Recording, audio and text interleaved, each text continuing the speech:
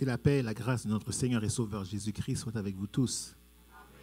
Chère famille d'Aimé-Beau, frères, sœurs, amis, que la paix et la grâce de notre Seigneur soient avec vous tous.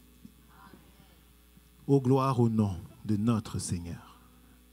Gloire à son nom, à tout jamais. Nous, peuple d'Aimé-Beau, nous chanterons sans fin ses louanges. Gloire à toi, notre Dieu. Levons-nous et préparons nos cœurs à adorer le Seigneur ce matin.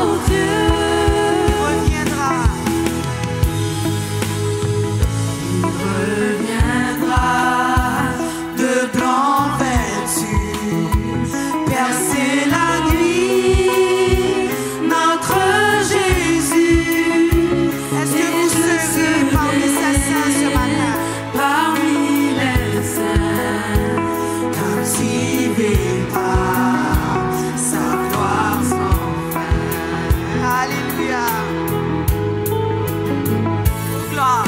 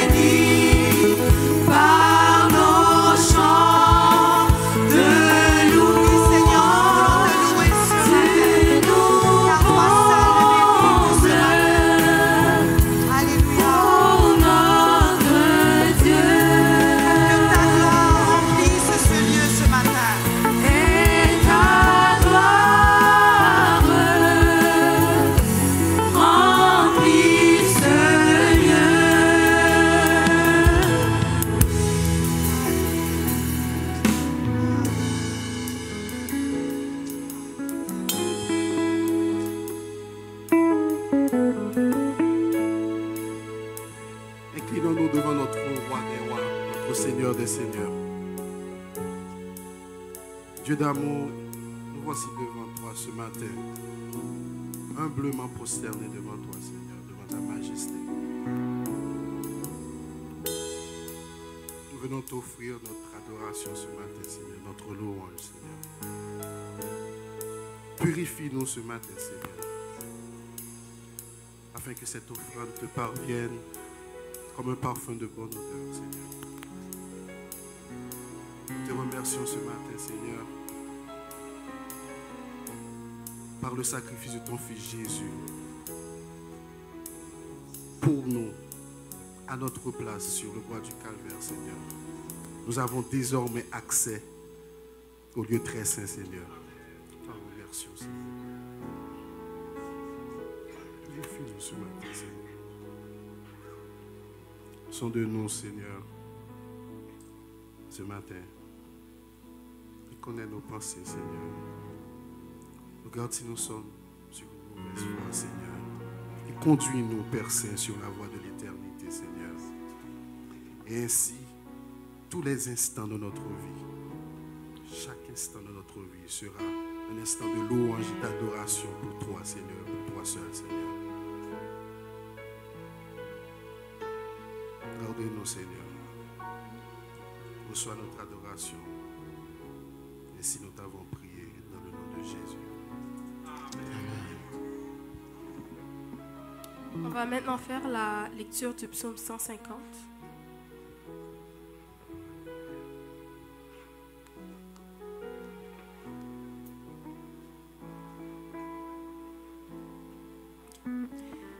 Louez l'Éternel. On lit avec moi. Louez l'Éternel. Louez Dieu dans son sanctuaire. Louez-le dans l'étendue où éclate sa puissance. Louez-le pour ses hauts faits. Louez-le selon l'immensité de sa grandeur. Louez-le au son de la trompette.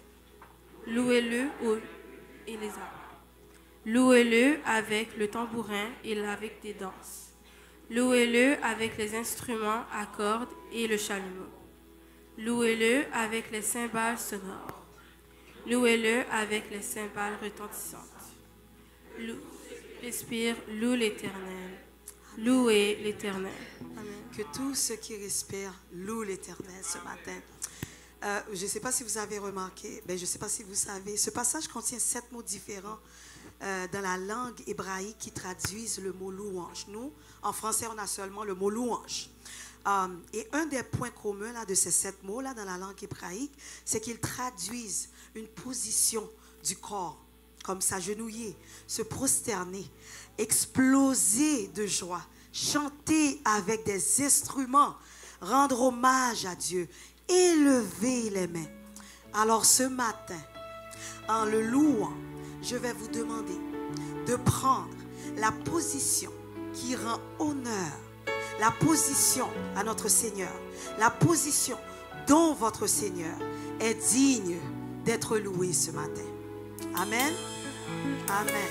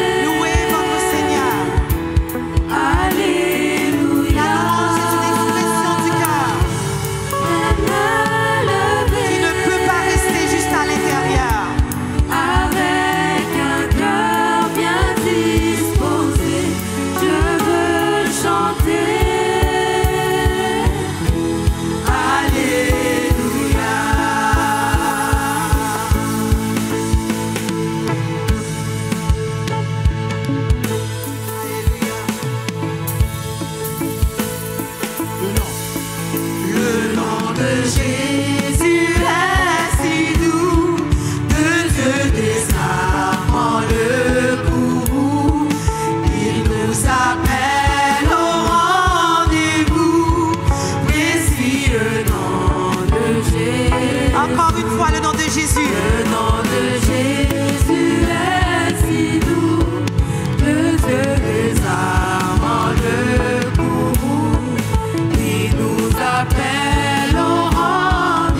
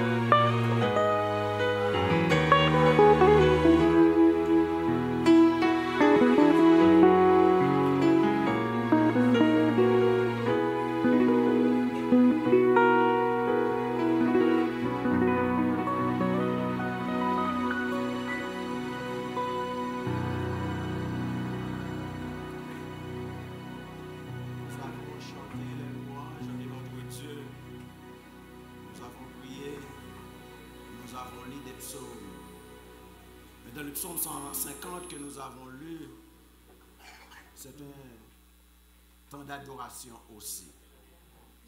Nous louons Dieu pour ce qu'il est. Je vous invite à vous joindre à moi dans la prière. Éternel notre Dieu, notre Seigneur, Dieu trois fois saint, prête l'oreille à notre parole. Entends les cris de nos cœurs, sois favorable à la demande de ton peuple. Toi, le Dieu fidèle, le Dieu protecteur, envoie-nous ta lumière, qu'elle soit notre guide à tout moment de notre vie. Nous prions que notre cœur ne soit point détourné de ta parole. Je prie que nous soyons une église assoiffée de toi. Une église assoiffée de l'évangile.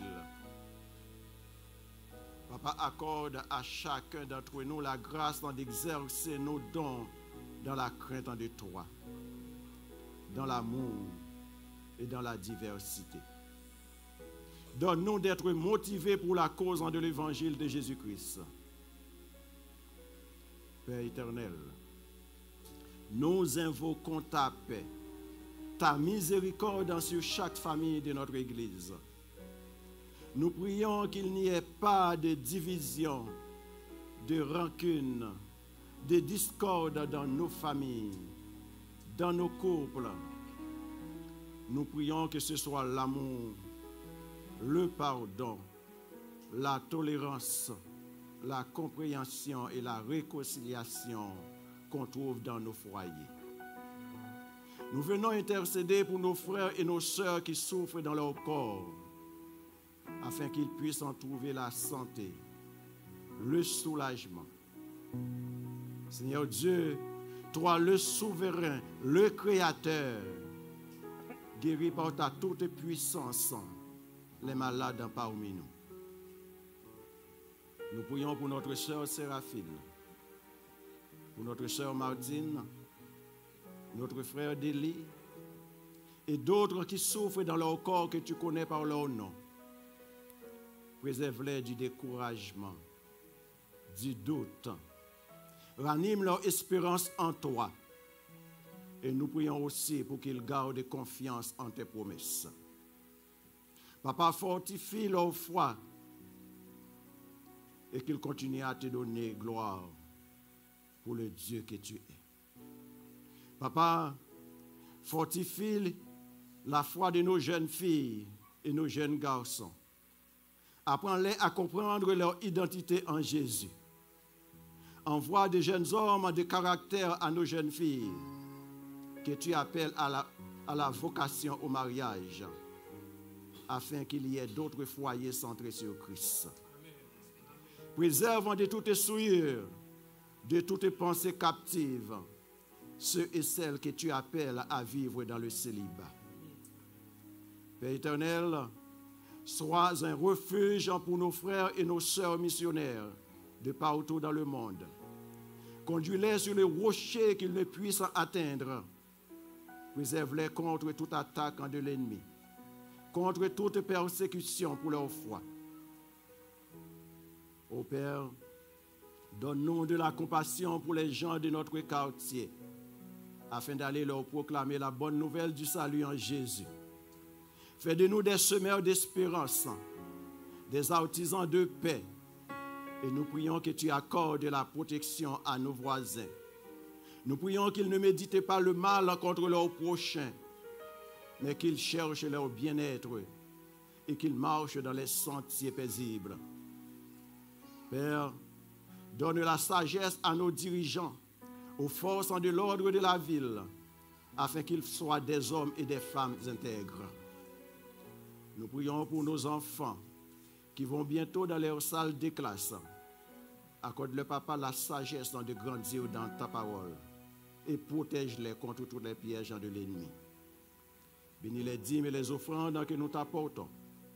Et nous faisons toutes ces demandes au nom et par le mérite de ton Fils en Jésus. Amen.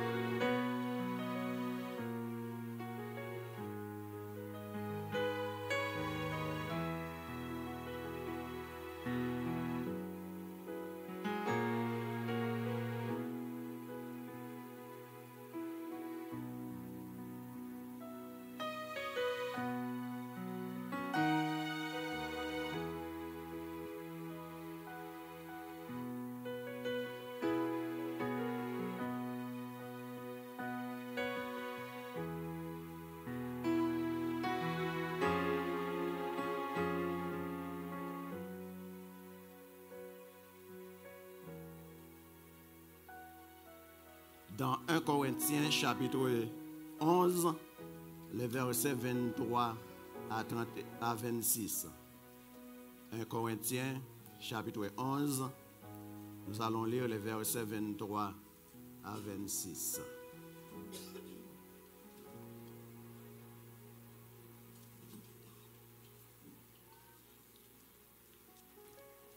Corinthiens chapitre 11, versets 23 à 26. Lisons ensemble.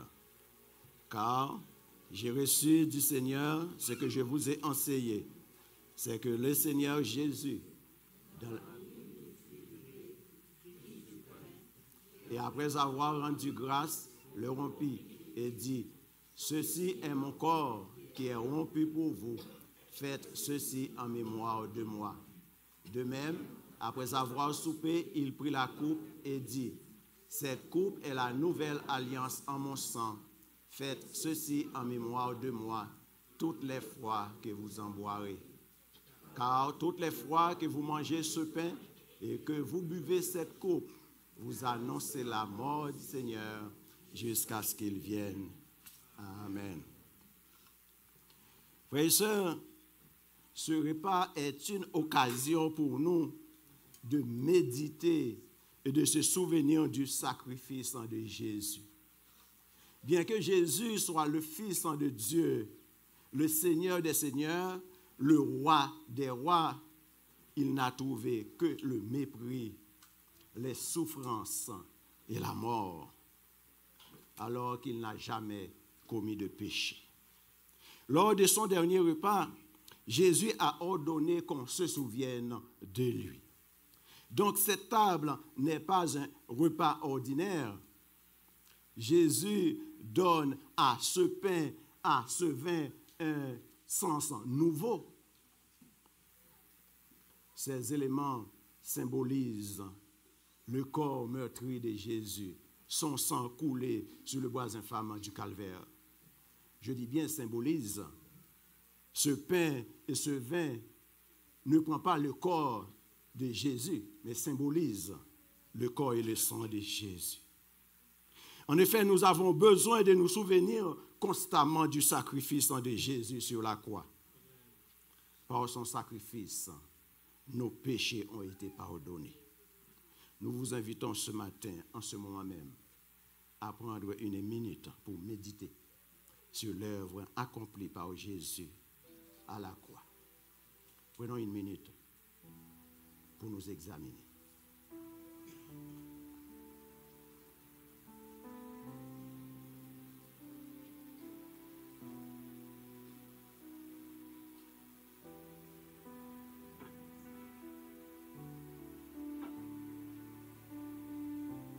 De même, après avoir soupé, il a pris la coupe en disant, « Cette coupe est la nouvelle alliance en mon sang. Ce sang qui a coulé afin de nous donner la vie éternelle est une alliance qui nous rappelle que nous sommes le produit de la grâce. Une alliance scellée par le sang de Jésus. Toutes les fois que vous mangez ce pain et que vous buvez cette coupe, vous annoncez la mort du Seigneur jusqu'à ce qu'il vienne. Annoncer sa mort jusqu'à ce qu'il vienne, c'est prêcher la croix de Jésus. C'est exprimer notre attachement au Seigneur Jésus. En prenant ce repas, nous obéissons à son ordre. Et je vais demander à sœur Murjo de prier pour nous, de rendre grâce pour le pain. Seigneur, merci de ce que tu t'es sacrifié pour nous. Tu es le pain de vie, Seigneur. Et ta parole nous dit que celui qui mangera de ce pain de vie n'aura jamais faim. Seigneur, aide-nous à être entièrement comblés en toi seul. Amen.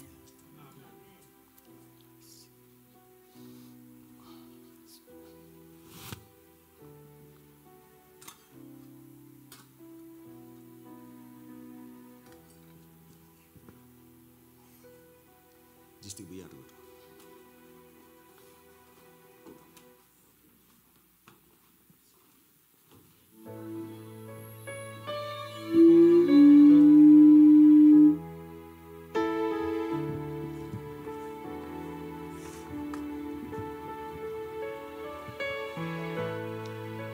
Pendant la distribution, nous allons entonner quand j'ai vu tes mains.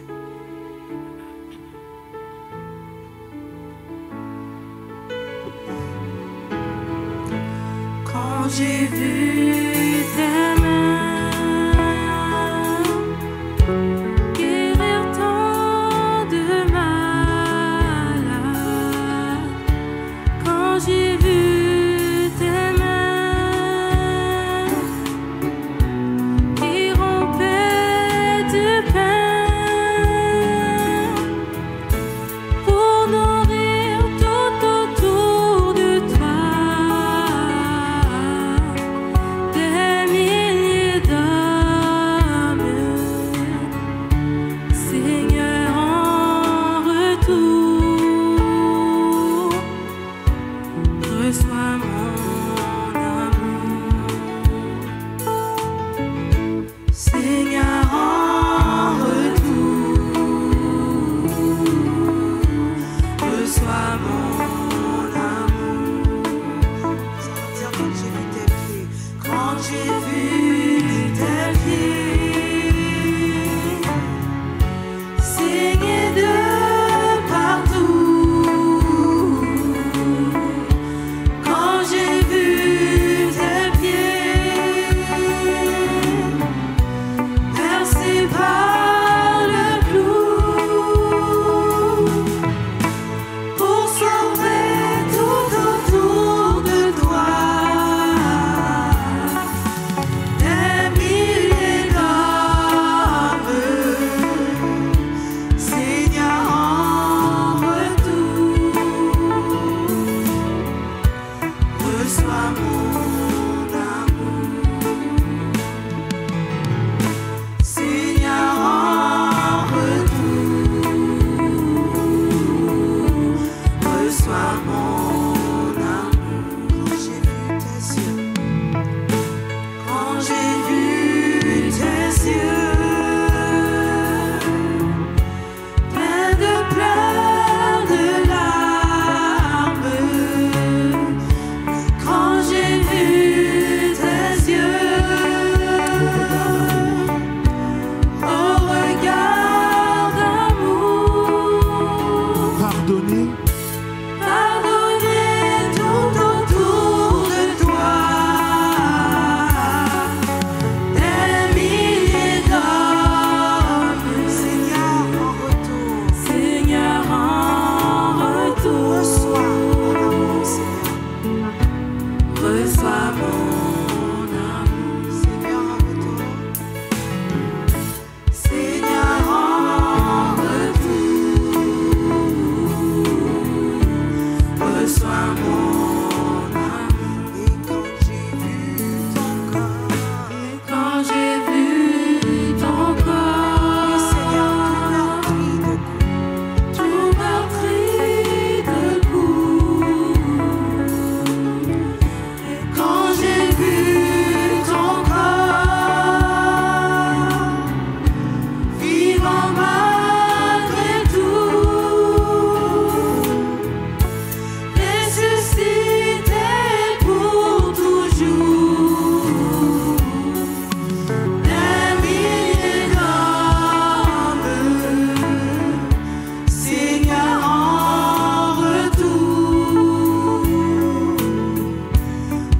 reçois mon amour.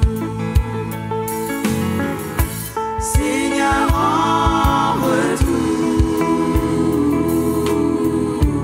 reçois mon amour. Seigneur, en retour,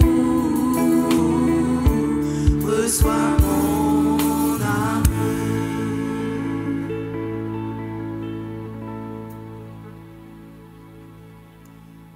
Jésus prit du pain et après avoir rendu grâce, il le rompit et le leur donna en disant, ceci est mon corps qui est donné pour vous. Faites ceci en mémoire de moi. Mangeons sans tous.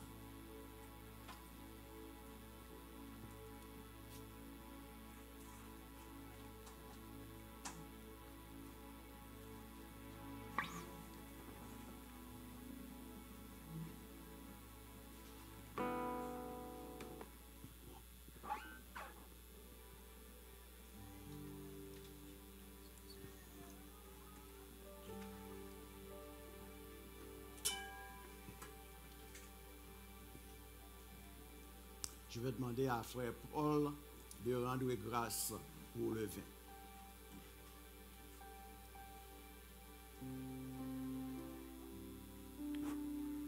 Dieu est trois fois saint, par les maîtresses de ton Fils Jésus-Christ, par son sang qui a coulé, tu nous as qualifiés pour ta grâce infinie et pour tes bénédictions.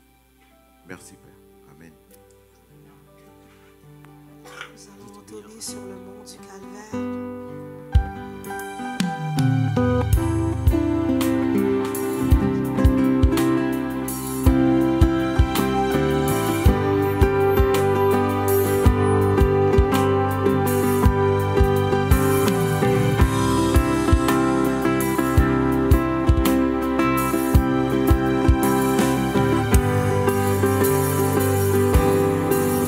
Sur le mont du Calvaire.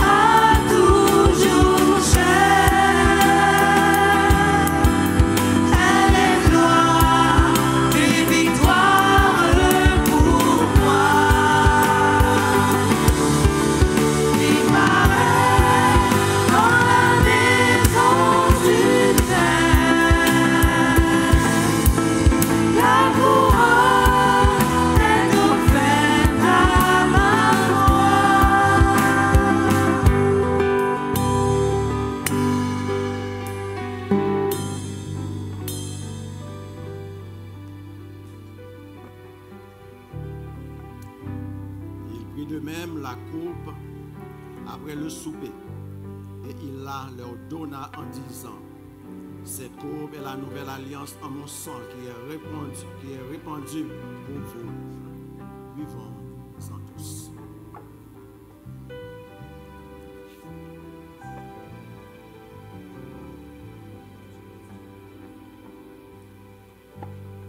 Père, nous te disons merci pour ta grâce et ta miséricorde.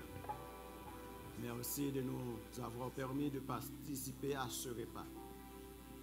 Et nous prions que nous puissions continuer à nous souvenir du sacrifice de ton Fils en Jésus, afin de vivre à la dimension de sa croix. Accorde-nous la grâce d'être des disciples qui suivent en Jésus. Accorde-nous la grâce de faire pour toi la différence dans ce monde. Accorde-nous la grâce de continuer à être la lumière et le sel du monde. C'est au nom et par le mérite de ton Fils Jésus que nous avons ainsi prié.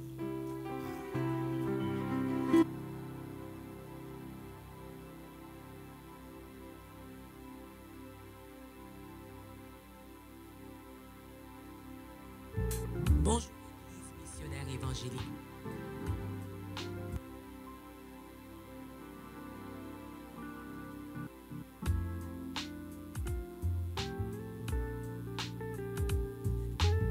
Bonjour Église missionnaire évangélique baptiste de l'Outaouais. Voici vos annonces pour la semaine du 6 octobre 2024.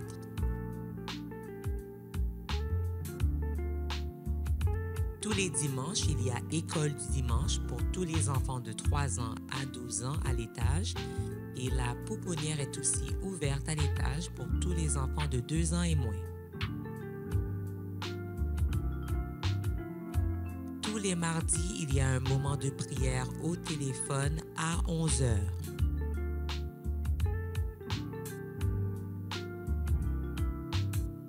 Dimanche prochain, c'est l'Action de grâce. Donc, rejoignez-nous ce dimanche d'Action de grâce pour partager votre histoire de reconnaissance lors de notre grande célébration. Votre offrande d'Action de grâce sera un des moyens de dire merci à Dieu pour sa grande présence et tout ce qu'il a fait dans nos vies. Cette offrande spéciale sera consacrée pour continuer les rénovations de notre lieu de culte. Merci d'avance pour votre générosité. Vous pouvez commencer dès aujourd'hui pour l'offrande de l'Action de grâce à trésorerie@emebo.ca. Dans la section message, vous mettez Action de grâce.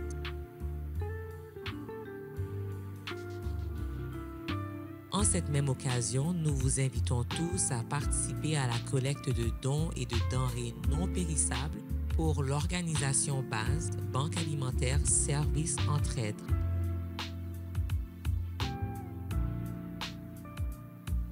Pasteur Frankie Narcisse organise une mission à Edmonton. C'est une mission d'évangélisation auprès des francophones vivant à Edmonton. Pour soutenir la mission, premièrement, priez pour cette mission, pour le succès de cette mission. Vous pouvez aussi contribuer par vos dons. Vous pouvez le faire au courriel trésorerie@emebo.ca et dans la section message, il sera très important de mettre mission Edmonton. Veuillez mettre dans vos calendriers notre prochaine réunion d'affaires, le samedi 26 octobre, 18h30. Pour les dîmes et les offrandes, nous continuons à le faire par virement Interact. L'adresse est trésorerie@emebo.ca.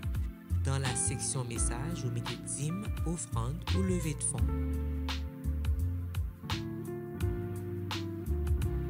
Nous souhaitons joyeux anniversaire à tous ceux qui célèbrent un anniversaire de naissance, de mariage ou de conversion cette semaine. Joyeux anniversaire à tous nos visiteurs qui nous visitent pour la première, deuxième ou troisième fois. Nous vous souhaitons la bienvenue parmi nous. Si vous avez des questions ou un besoin, n'hésitez pas de communiquer avec nous par les moyens affichés à l'écran, tout en vous souhaitant bon culte. Nous invitons les préposés à l'offrande à s'avancer.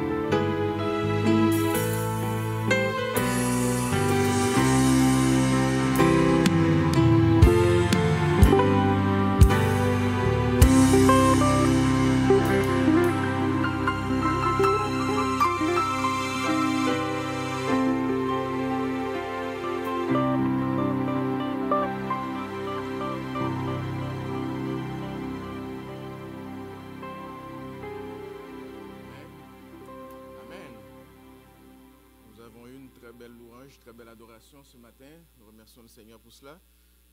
Juste avant la prédication, on a déjà prié pour nos enfants. On va les inviter maintenant à monter pour leur classe à l'école du dimanche avec leurs moniteurs et monitrices. Vous pouvez ou bien passer par ici ou bien passer par en arrière. Les deux escaliers sont sécuritaires maintenant.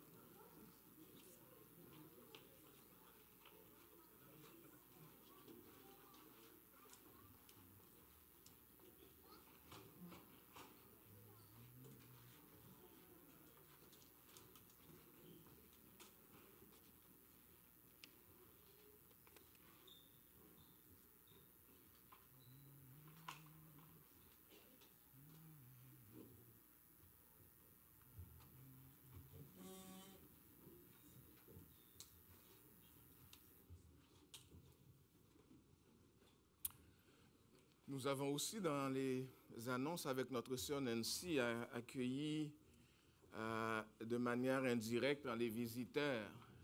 Mais j'aimerais aussi savoir s'il y en a qui sont avec nous pour la première, la deuxième fois, qui voudraient lever la main ou se lever pour qu'on puisse vous voir. Donc, il y en a une personne ici. Est-ce qu'il y a quelqu'un en arrière? Oui, hey, je te connais, toi. Ça va bien? Donc, on a 3 visiteurs aujourd'hui. Donc, on remercie le Seigneur qui nous envoie des visiteurs parmi nous. J'espère que nos placiers vous laisseront une petite carte que vous pourriez remplir avec vos coordonnées. Et nous pourrons faire le suivi, évidemment, avec vous en vous appelant et en ayant des nouvelles de votre part. Que le Seigneur vous bénisse. Merci de nous visiter. Ce matin, j'aimerais commencer par vous poser une question que j'appellerais existentielle, très importante. C'est peut-être pour ça qu'elle est existentielle, parce qu'elle est importante. Qu'est-ce que l'histoire retiendra de votre passage sur la terre? Je ne sais pas si vous vous êtes déjà posé la question. C'est une question importante à vous poser. Lorsque vous ne serez plus sur la terre, qu'est-ce qu'on va se rappeler de vous? Est-ce que vous avez déjà posé cette question? Peut-être parce qu'on a peur de la mort, on ne veut pas se poser cette question-là. Mais c'est important de se poser cette question. Quel héritage on va laisser? Et c'est important de se poser la question parce qu'il n'y a pas un âge. On ne peut pas dire à partir de 70 ans, je vais commencer à me poser cette question-là parce que je m'approche, ou à partir de 50 ans, ou parce qu'à n'importe quel âge, Dieu peut nous appeler. Et c'est une question importante à se poser. Quel héritage laisserez-vous? Imaginez si après votre mort, on se rappelle seulement de votre prénom. Ce ne serait pas juste. Après tout ce que vous avez fait dans la vie des enfants, dans la vie des gens, dans la vie de l'Église, imaginez après le passage de Pasteur Francky sur la terre, on se rappelle seulement qu'il y avait un Francky qui a vécu. Puis c'est tout. Peut-être que vous me diriez, ce ne serait pas si grave que ça, il ne sera pas là pour se rappeler. Mais c'est l'héritage, c'est les gens qui restent. On aimerait tous savoir qu'à la fin de nos jours, les gens se souviennent de nous pour de bonnes raisons.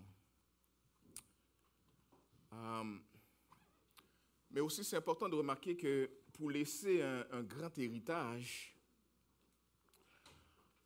on n'a pas besoin d'avoir vécu ni trop longtemps, ni avoir été riche, ni avoir eu une grande réputation. On peut laisser un grand héritage même lorsqu'on a vécu une vie inconnue sur cette terre. Ce ne sont pas les gens qui ont les plus grandes réputations qui laissent les meilleurs héritages. Qu'est-ce qu'on fait concrètement qui glorifie Dieu et qui laisse un héritage dont personne ne se souvient peut-être, mais que Dieu lui-même se souvient et qui bénit encore les autres même après notre départ sur terre. Et c'est un peu ça qu'on va regarder avec quelques certains des apôtres de Jésus-Christ. Vous savez, Jésus-Christ avait parmi ses disciples, ces 12 qu'il avait mis à part, et qu'on appelait les apôtres de Jésus. Et parmi eux, il y avait des noms très connus, des Pierres de ce monde, qui étaient un leader né avec un caractère particulier. Et aujourd'hui, on va voir des noms dont même la Bible ne dit rien. Pourtant, il faisait partie des 12 apôtres à qui Jésus avait confié un ministère extraordinaire.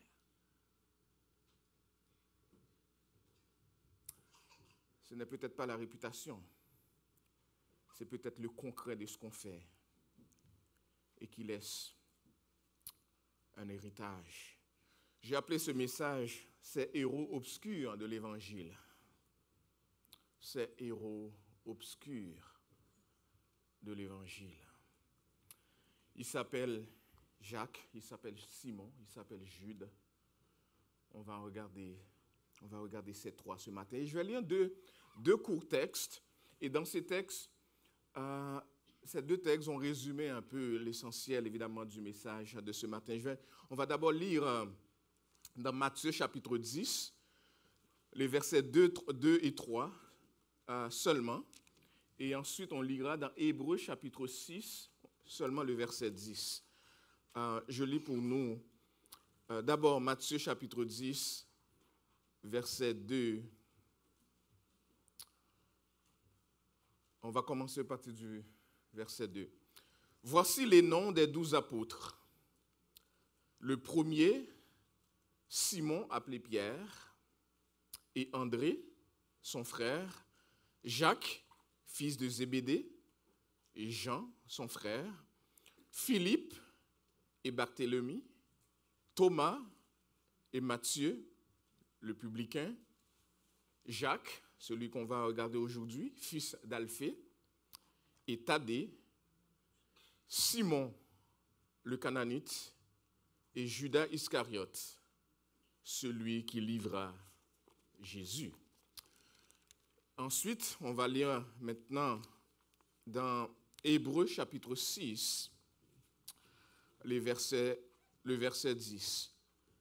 Car Dieu n'est pas injuste pour oublier votre travail et l'amour que vous avez montré pour son nom, ayant rendu et rendant encore des services aux saints. Parole du Seigneur. Amen. Bon Père Céleste, tout peu équipés que nous sommes, nous venons devant toi, cherchant ta face et ton onction pour que nous arrivions à délivrer le message de ta parole avec simplicité et grâce qui ne peuvent venir que de toi. Nous prions que tu nous donnes toute cette disposition pour l'écouter aussi avec grâce et que tu nous parles encore ce matin à ta manière, dans ta façon. Fais-le pour la gloire de ton Saint-Nom et pour notre bénédiction à chacun. Amen. Amen.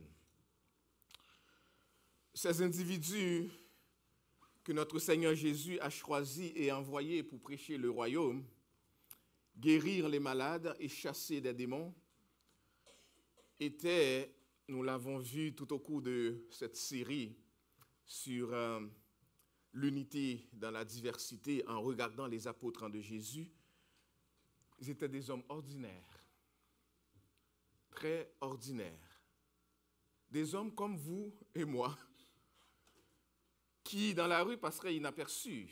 Il n'y avait pas une pancarte qui était inscrite sur leur dos et qui disait « apôtres de Jésus-Christ ». Ils n'avaient pas des qualifications particulières qui les mettaient à part, pour cette grande mission. C'étaient des hommes ordinaires que Jésus-Christ a utilisés pour les transformer, pour ensuite faire des choses extraordinaires. L'Évangile a commencé à être propagé dans le monde pour arriver jusqu'à nous en commençant par ces 12 personnes. Par ces 12 personnes. C'étaient des hommes qui étaient prêts à faire des sacrifices, à mettre de côté leur profession, leur train de vie, leur foyer, leur choix de vie pour suivre Jésus-Christ. Ils ont laissé leur filet, ils ont laissé leur bureau de taxes, ils ont laissé leur engagement politique, leur entreprise, pour se consacrer entièrement à leur maître. Ils voulaient le servir. Le servir partout où il les conduirait. Et ils ne savaient pas que Jésus avait pareille mission pour eux. Jésus les appelait, ils venaient à Jésus. Ils étaient tous surpris de savoir qu'à un moment donné, il va les laisser. Et ça serait à eux de porter cette grande mission jusqu'au bout de la terre, en commençant par leur Jérusalem, leur Judée et Samarie, et jusqu'aux extrémités de la terre. Jésus a choisi toutes sortes de gens, parce que le Seigneur peut prendre n'importe quelle sorte de matériaux bruts pour les transformer, pour l'utiliser pour l'avancement de son royaume éternel et glorieux. Nous avons appris ensemble, tout au cours de cette série que nous avons commencé depuis déjà des mois, avec des pauses voulues ou forcées, mais nous avons appris que le Seigneur utilise des chefs forts, avec des hommes avec des caractères forts, des dynamiques et audacieux comme Pierre, qui conduit, qui initie, qui orchestre avec des stratégies et qui confrontent les gens sans difficulté. Dieu les utilise. Jésus utilise aussi des gens humbles, doux, discrets comme André, qui ne cherchent pas à se mettre en avant, mais qui amènent des gens à Christ dans les coulisses. Il fait le travail de manière différente de Pierre, qui lui confronte, mais il fait le travail aussi, mais il le fait en coulisses. Il n'y a pas besoin que les gens le voient, mais il agit, il est en action. Il y a des hommes zélés, passionnés, ambitieux, sans compromis, axés sur la tâche à faire, mais un peu insensibles, comme Jacques, qui finissent par tomber rapidement comme martyrs. Il y en a qui sont des chercheurs des vérités, qui aiment savoir la vérité, qui sont sensibles, qu'on doit faire attention lorsqu'on deal avec eux.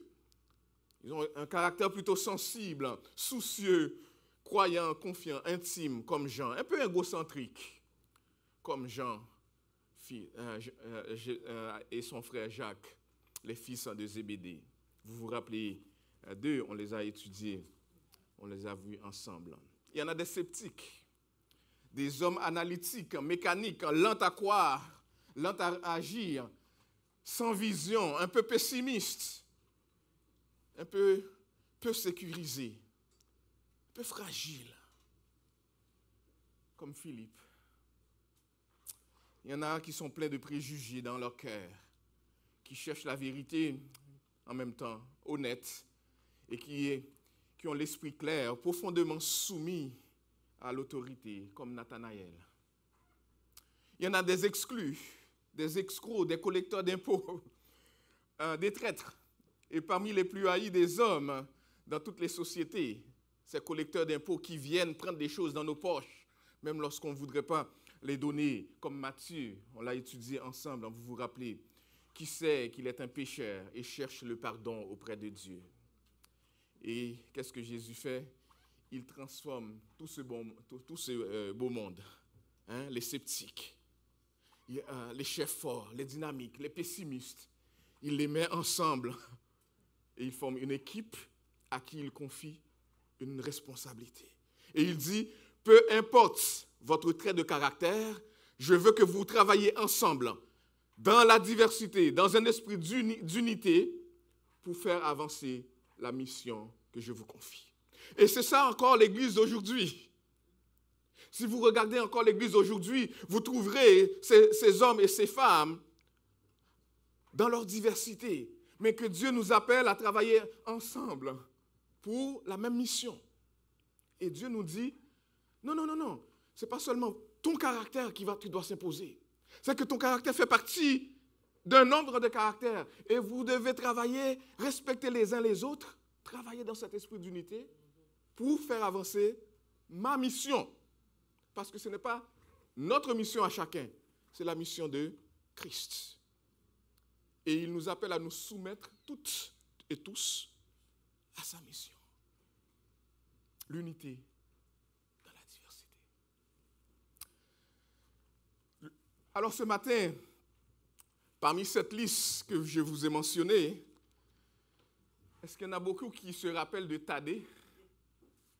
Est-ce qu'il y en a beaucoup qui connaissent Jacques, fils d'Alphée? Ou qui connaissent Simon le Zélote? Non. On ne les connaît pas beaucoup, ceux-là. Mais ils faisaient partie des 12. Ils faisaient partie des 12. Christ les a aussi choisis et ils ont fait le travail aussi.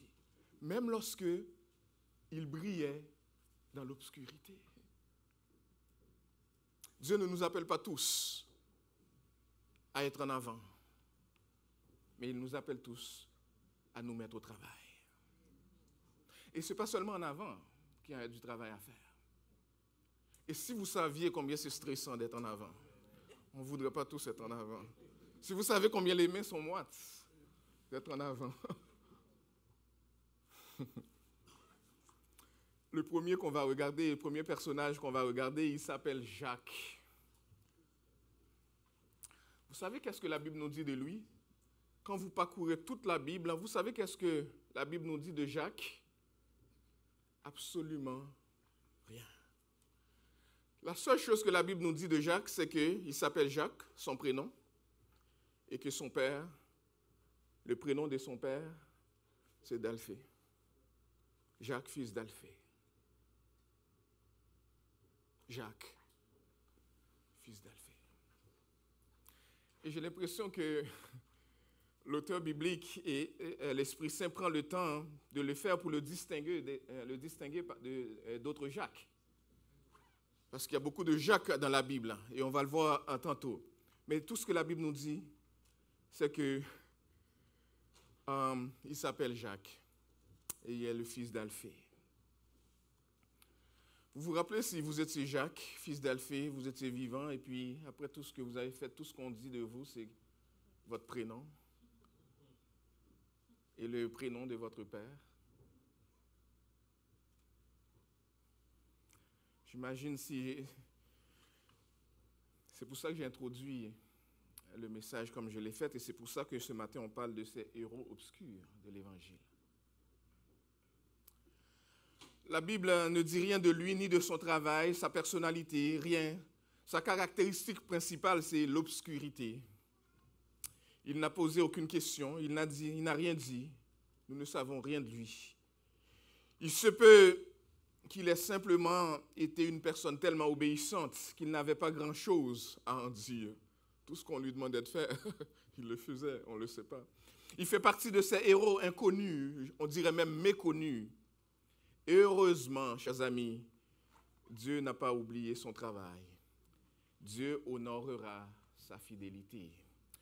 Parce que lorsqu'on travaille pour Dieu, même lorsque les gens ne le savent pas et ne nous applaudissent pas, Dieu le voit et nous applaudit et nous accueille comme étant fidèles parce que nous faisons ce qu'il nous demande de faire.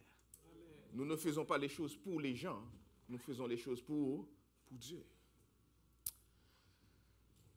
Il faut distinguer Jacques en fils d'Alphée au moins de deux autres Jacques bien connus. Je vous ai déjà parlé de Jacques en fils de Zébédée.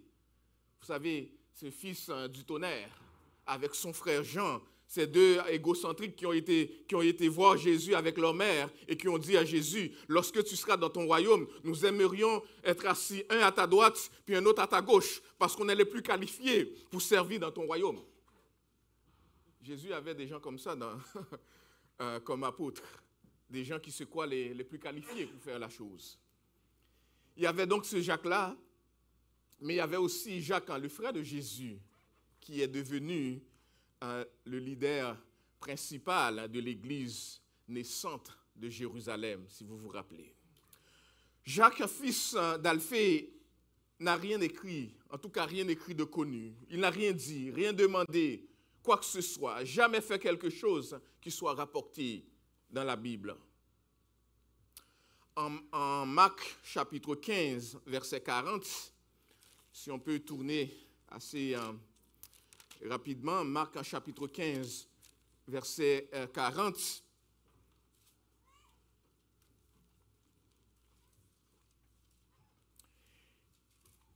On le voit dans la version, peut-être que vous ne le voyez pas dans la version que vous avez, qui est, généralement, vous avez la version Louis II, mais dans la version second 21, Marc l'appelle Jacques le Jeune.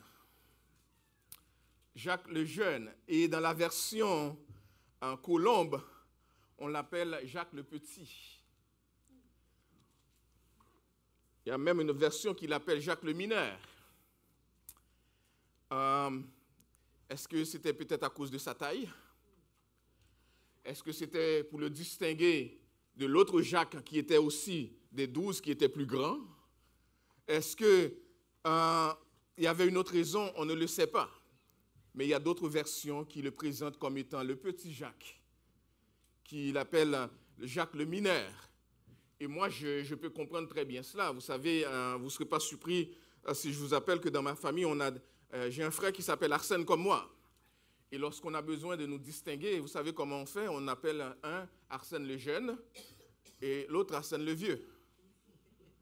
Parce que mon père était tellement extraordinaire qu'il voulait avoir 2 Arsènes dans la famille.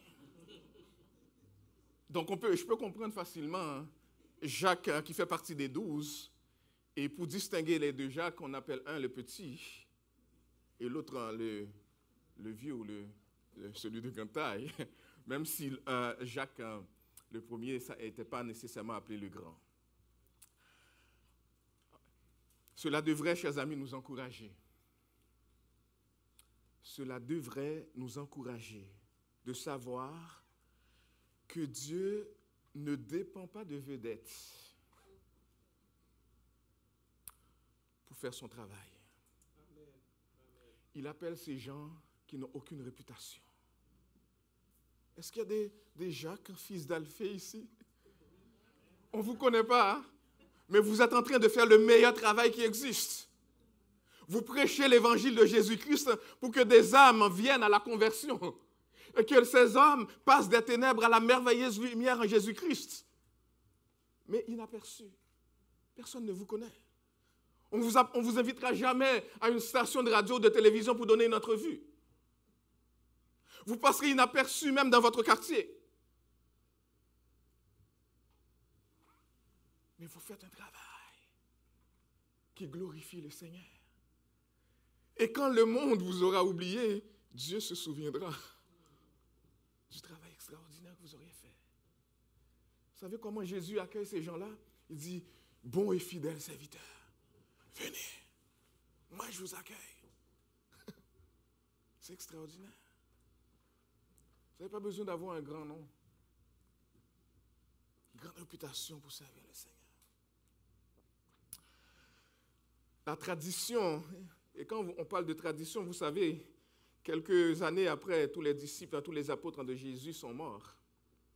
Et il y a des choses, évidemment, que la Bible ne rapporte pas, mais la tradition, c'est-à-dire ce que ces gens ont fait pendant leur vécu, les gens qui étaient auprès d'eux ont témoigné des choses, et puis ça a été mis par écrit dans des écrits qui existent.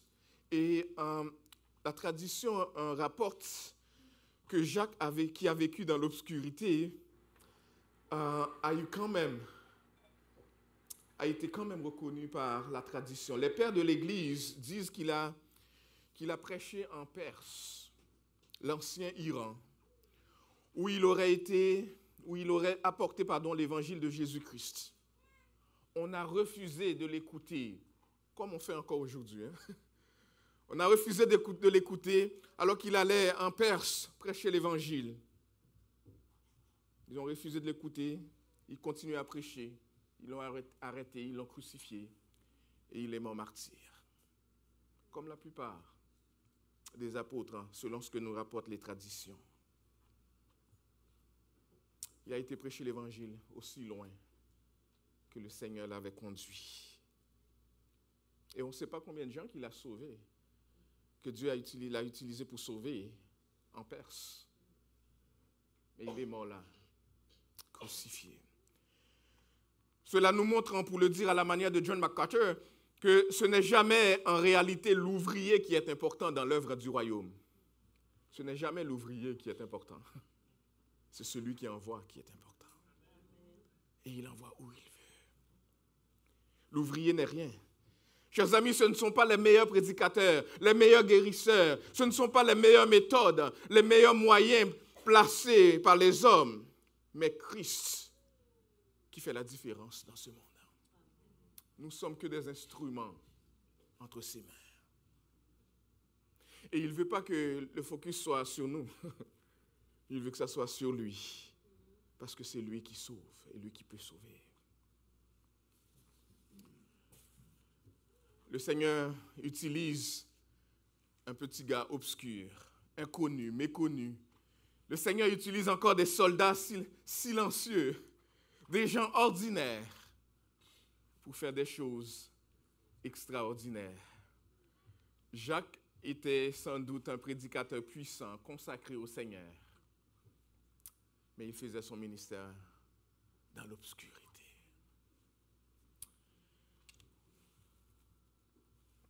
Vous avez déjà peut-être entendu ou lu l'histoire d'un homme qui avait peint un grand tableau de la Sainte Seine. Il avait appelé un de ses amis pour venir voir le tableau qu'il avait peint. Il lui dit, je voudrais que tu regardes pour l'évaluer, je l'ai terminé enfin. Son ami a examiné le tableau et lui a dit, je vais te dire, ces coupes que tu as peintes sous ce tableau sont les objets les plus magnifiques que je n'ai jamais vus. Waouh, quelle belle coupe! Et à cela, le peintre a répondu, j'ai échoué. Parce que j'ai voulu que tu vois Jésus, mais tu as vu des coupes. J'ai échoué. Je ne voulais pas que tu vois les coupes, je voulais que tu vois Jésus. Mais c'est parce que tu as vu.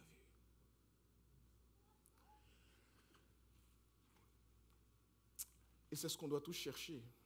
Et il y a quelqu'un qui a dit, l'une des tragédies, des graves tragédies du christianisme aujourd'hui, c'est que nous sommes plus centrés sur les personnes que sur Christ. Nous sommes plus centrés sur les personnes, sur les bienfaits, plutôt que sur le bienfaiteur. Sur les créatures, la créature plutôt que sur le créateur.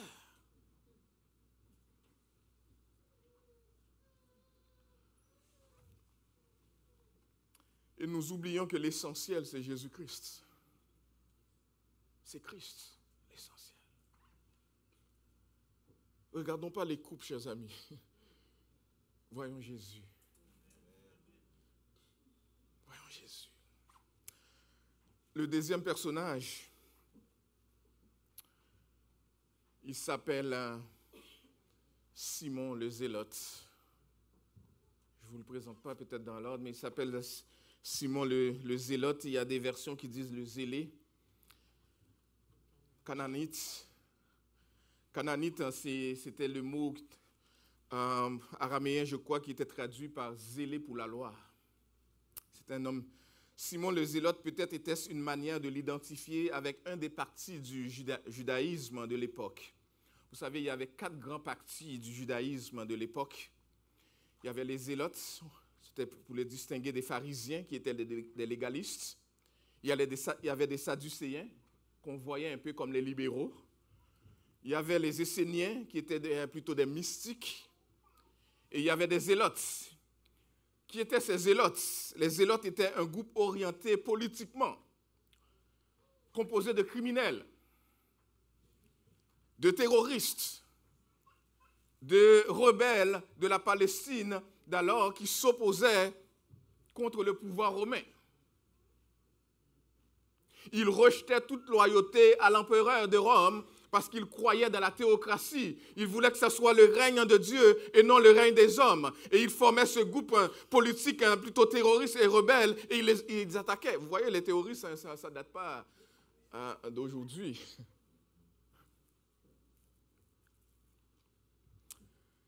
Simon le Zélote était-il un terroriste engagé dans un combat contre le pouvoir romain?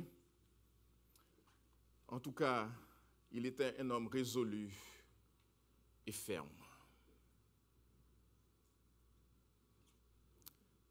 Et Jésus voulait sauver des terroristes aussi. Jésus voulait transformer aussi des terroristes, des rebelles. Est-ce qu'il y a des terroristes ici? Des anciens terroristes. Vous ne lèverez pas la main, mais le Seigneur peut vous transformer encore ce matin. Des rebelles, des anciens criminels.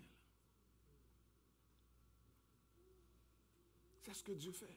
C'est ce que Christ continue de faire. En passant, nous avons tous ce cœur rebelle. Devant Dieu, nous sommes tous des terroristes, des criminels, qui péchons constamment contre lui. Et c'est ce que nous étions avant qu'il nous ait transformé notre cœur. Est-ce que vous avez déjà pris le temps de penser à ce que vos cœurs, vos pensées vous disent? Puis vous dites, comment ça se fait que pareilles choses me viennent à l'esprit? Et des fois, même après avoir prié, ou peut-être en priant, ou en lisant la parole. Si ce n'est pas l'Esprit de Dieu qui nous garde, on serait aussi des criminels. Vous savez, il y a quelqu'un qui a dit, enlevez le Saint-Esprit de n'importe quel chrétien, et il peut devenir n'importe quel criminel en quelques secondes, en quelques minutes.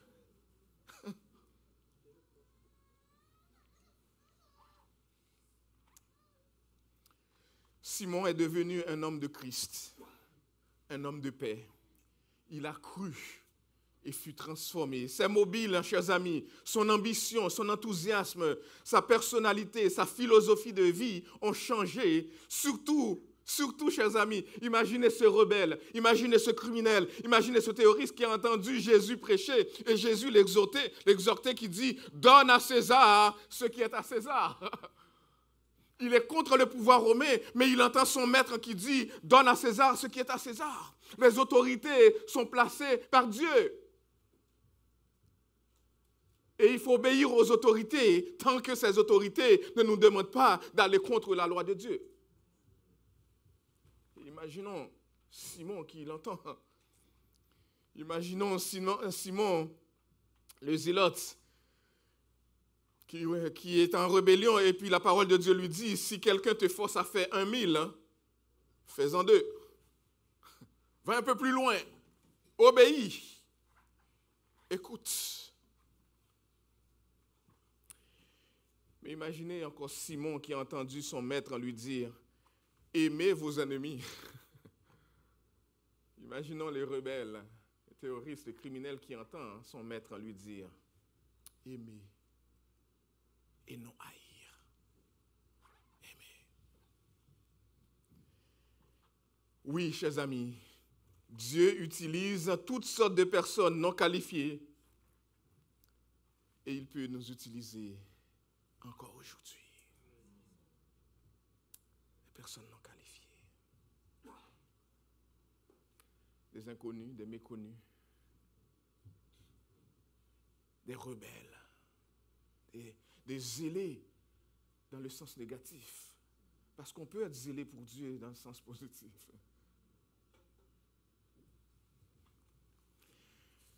Le troisième personnage a plusieurs noms. En tout cas, la Bible nous le présente sous plusieurs noms. Regardons-le ensemble. Il s'appelle Jude. Et des fois, vous savez, dans l'original du mot Jude, ça peut ressembler à Judas. Et c'est pour ça que le texte, Jean prend le temps de le distinguer de Judas Iscariote, celui qui allait trahir Jésus. Jean veut qu'on sache, ou les auteurs veulent qu'on sache, ce n'est pas le même. Ce gars-là, il avait ses propres problèmes, mais il n'était pas comme Judas.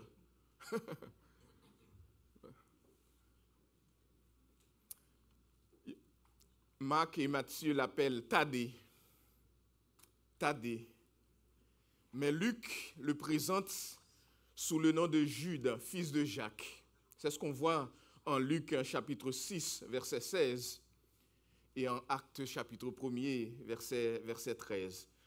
Et comme je viens de le dire, Jean prend le soin de le distinguer de Judas en Jean chapitre 14, verset 22. Un texte qu'on va lire tantôt.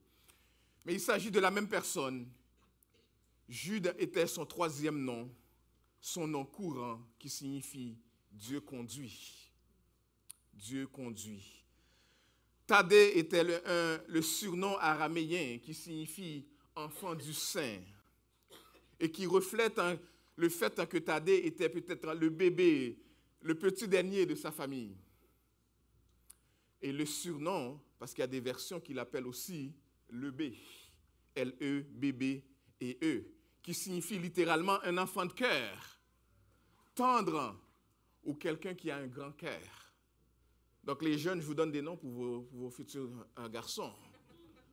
Le B, le B, c'est qui signifie quelqu'un de grand cœur. C'est un beau nom, original. En tout cas, on enverrait ça à Déborah et Steph qui se sont mariés hier. Ce serait des suggestions de noms, on ne peut pas toutes les appeler Arsène. Même si c'est un très beau nom. Il faut faire un petit peu de différence.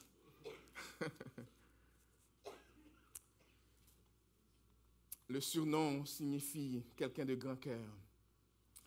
Celui qui a une approche douce avec les gens, en particulier avec les nouveau-nés en Christ. Ce qu'on trouve dans 1 Pierre chapitre 2, verset 2. La Bible dit très peu de choses encore de Jude Thaddée. Il était presque autant obscur que Jacques, en fils d'Alphée. Mais un jour, chers amis, il a posé une question très importante à Jésus. Question qui nous donne un aperçu de qui il était. Jésus était avec les apôtres dans la chambre haute. Et Jésus venait d'annoncer à ses apôtres qu'il allait les quitter, se séparer d'eux pour quelque temps. Et Thaddée lui a posé cette question qu'on trouve dans Jean chapitre 14. Je vais lire pour nous à partir du verset 21. Jean 14, à partir du verset 21 jusqu'au verset 24.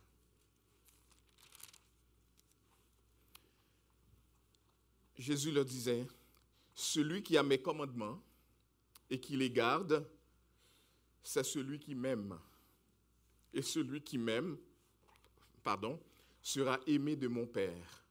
Je l'aimerai et je me ferai connaître de lui. » Vous voyez, Jude, c'est celui dont on parle. Jude, non pas l'Iscariote, nous dit le texte. Jude lui dit, « Seigneur, d'où vient que tu te feras connaître à nous et non au monde? » Seigneur, d'où vient que tu te feras connaître à nous et non au monde? On va continuer le reste du texte, mais c'est intéressant de voir la question que Jude Thaddée pose ici à Jésus. C'était un homme doux, un homme humble. Il était plutôt accablé à l'idée que Jésus se révèle seulement aux apôtres, mais pas au monde ou pas aux autres disciples. Il n'arrivait pas à comprendre pourquoi lui et les autres apôtres recevaient autant d'attention de Jésus et pas les autres. Et il pose la question à Jésus, pourquoi nous et pas le reste du monde? Qu'est-ce qu'on a fait pour mériter cela? Quasiment. Qui sommes-nous? Il semble que nous ne sommes pas meilleurs qu'eux.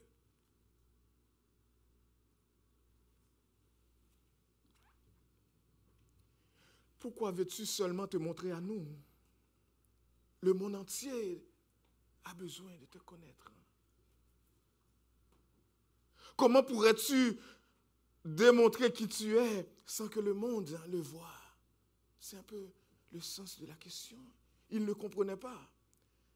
Alors Jésus ajoute, verset 23, « Si quelqu'un m'aime, il gardera ma parole, et mon Père l'aimera.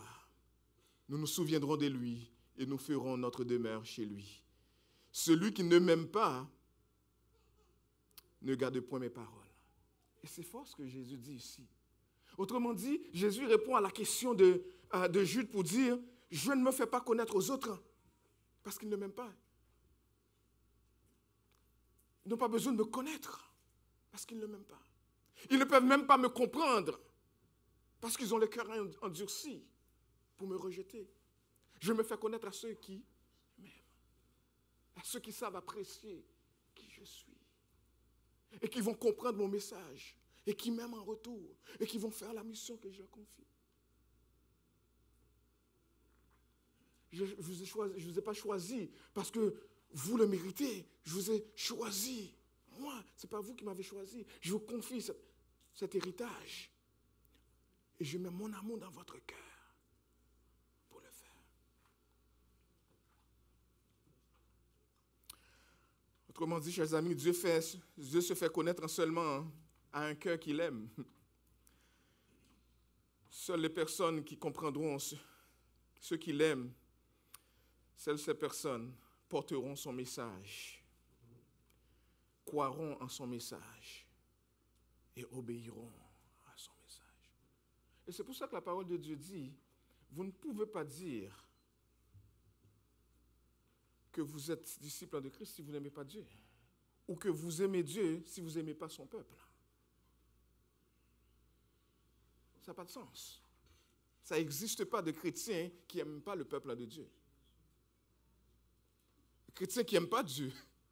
Parce que Jean va nous dire, comment tu peux aimer Dieu si tu n'aimes pas tes frères, tes sœurs sauvés qui sont en Dieu?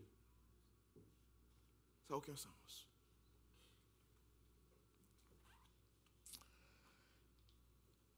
La tradition de l'Église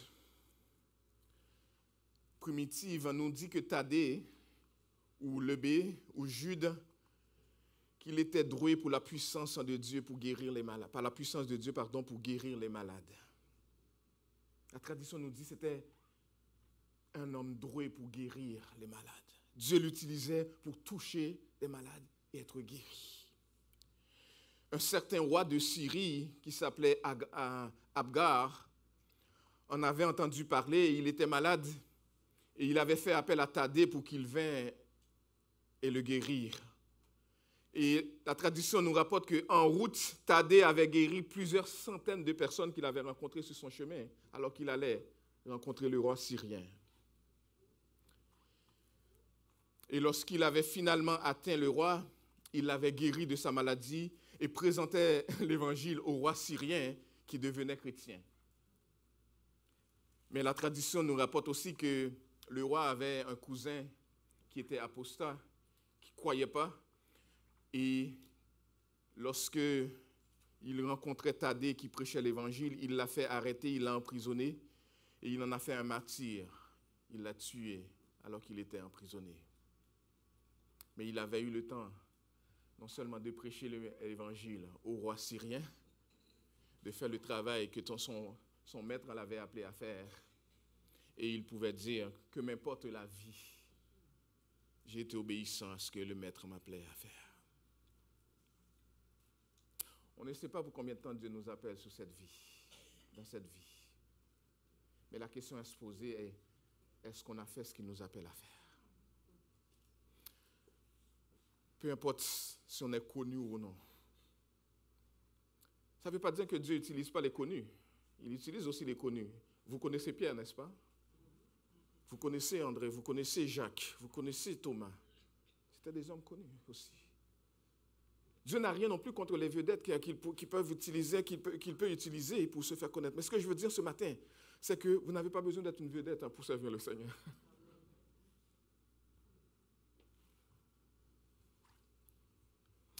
Malgré le peu de formation qu'on connaît sur ces trois hommes, il est intéressant de savoir qu'ils ont contribué.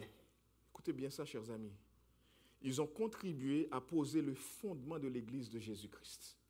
Lorsque Jésus devait laisser ce monde, c'est à ces hommes, ces 12 hommes qu'il a confié le ministère, la responsabilité de mettre les fondements de son Église.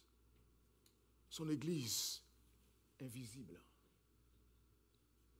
Vous savez, l'Église de Jésus-Christ, ce n'est pas seulement Emebo, ni Ejebo, ni Ebo. Cette Église est un peu partout dans ce monde. Elle est persécutée, elle est militante, elle est morose d'effroi, mais elle existe et elle fait l'œuvre de Jésus-Christ. Nous avons besoin de prier les uns pour les autres. Nous avons besoin de nous joindre les uns pour les autres, les uns les autres dans ce travail. Nous avons besoin de continuer à le faire, advienne que pourra. Nous avons besoin de le faire là où Dieu nous a placés, avec les talents qu'il nous a donnés, les dons qu'il nous a confiés, les emplois qu'il nous a donnés, la connaissance qu'il nous a donnée et le peu de connaissances qu'il nous a donné. Nous avons besoin de nous joindre ensemble, instruits, non instruits, haïtiens ou canadiens, peu importe d'où il nous a pris. Si nous sommes peuple de Dieu, nous avons besoin de nous mettre ensemble, dans notre diversité, faire ce travail qu'il nous appelle tous à faire. Et un jour, lorsqu'il va nous accueillir dans son royaume, il ne va pas regarder sur la qualité ou sur la nationalité. Il va regarder l'œuvre qu'il nous avait confiée tous. Et est-ce que nous étions à l'œuvre? Quel héritage avons-nous laissé jusqu'à maintenant? Quel héritage souhaitez-vous laisser? Est-ce qu'on va se rappeler de vous comme quelqu'un qui était une vraie servante de Jésus-Christ, un vrai serviteur de Jésus-Christ qui, malgré les difficultés, était là pour faire l'œuvre que Dieu l'a appelé à faire. Et que Dieu trouve chacun de nous, jeunes, personnes âgées, enfants, que Dieu nous trouve chacun à l'œuvre pour sa gloire et sa gloire seule. Amen.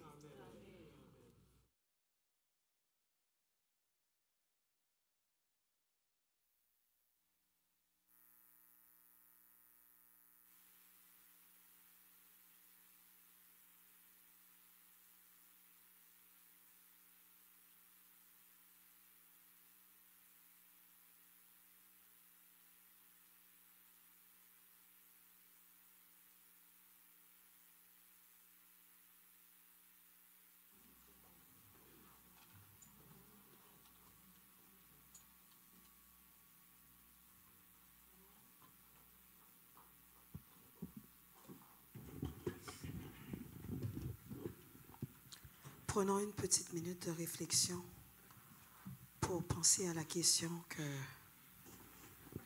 Pasteur vient de nous poser, là, cette question existentielle. Qu'est-ce qu'on voudrait là que le monde se rappelle de nous là, lorsque nous partirons de cette terre?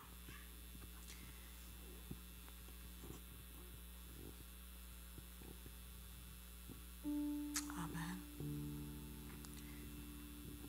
Pour cela, nous allons chanter ensemble, excusez-moi. Jésus doux maître, règne sur moi. Soumets mon être, sois-en le roi. Je suis l'argile, toi le potier. Rends-moi docile, ton prisonnier. Mettons-nous debout.